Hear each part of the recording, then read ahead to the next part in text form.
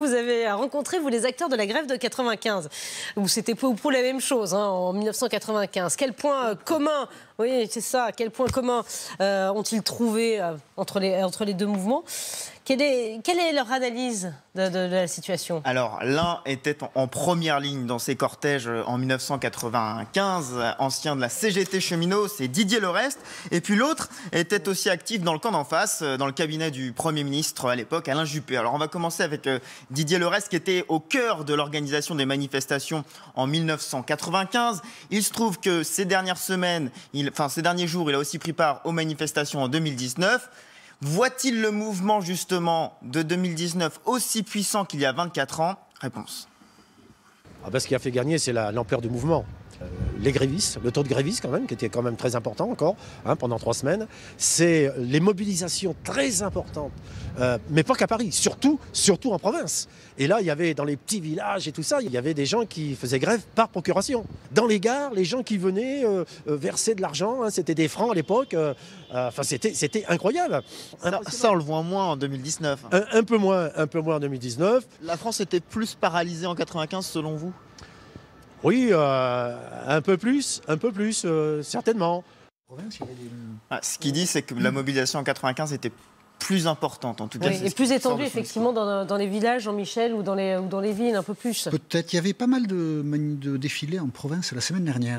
Même dans des villes moyennes, ça a un peu surpris tout le monde. Mais on verra, effectivement. C'est difficile de se faire une opinion. Demain, en tout cas, parce qu'elle avait baissé, hein, la mobilisation avait perdu en densité. On verra demain comment ça se passe. Benjamin, est-ce que l'exécutif, l'autre question que vous avez posée, est-ce que l'exécutif, comme Alain Juppé, va céder?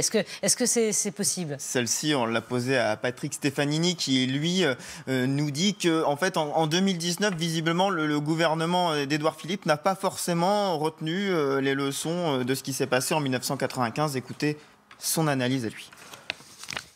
En 1995, c'est la volonté de faire 2 réformes simultanément, celle de l'assurance maladie et celle des régimes spéciaux, qui a grippé le moteur de la réforme. Et cette fois-ci, le gouvernement a commis la même erreur en poursuivant 2 objectifs qui pouvaient, à mon sens, être dissociés.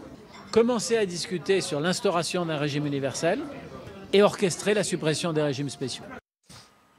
Alors lui dit même qu'il fallait faire les points et ensuite seulement les régimes spéciaux. Bref, en 95, à la mi-décembre, la mobilisation était arrêtée parce que le volet retraite était supprimé. Est-ce qu'en 2019, on va avoir droit à une prolongation jusqu'à Noël? Évidemment, on a posé la question à nos 2 protagonistes. Les clés de l'issue du mouvement sont dans les mains du gouvernement. Je ne vois pas, par exemple, la CGT, elle dise non, parce qu'effectivement Noël s'approche, on va arrêter le mouvement. Chaque gouvernement sait qu'il ne faut pas se laisser enfermer dans une seringue à l'approche des fêtes de fin d'année. Mais si le gouvernement ne réussit pas à renouer le dialogue avec la CFDT, on n'est pas du tout certain que les trains rouleront à Noël. Voilà, la balle est dans le camp de la CFDT. La balle est dans le camp de la CFDT et du gouvernement. Alors il y a une différence aussi, c'est ce qu'ils disent, c'est qu'en 95, la réforme des retraites, c'était pas dans le programme de Jacques Chirac, alors que la réforme des retraites était dans le programme d'Emmanuel Macron, donc le président est plus engagé en 2019. Voilà peut-être la différence. La CFDT, la balle est dans le camp de la CFDT. Laurent Berger, invité d'Elisabeth Martichoux. Demain, ne manquez pas ce rendez-vous à 8h30. Je voulais vous montrer cette image qui illustre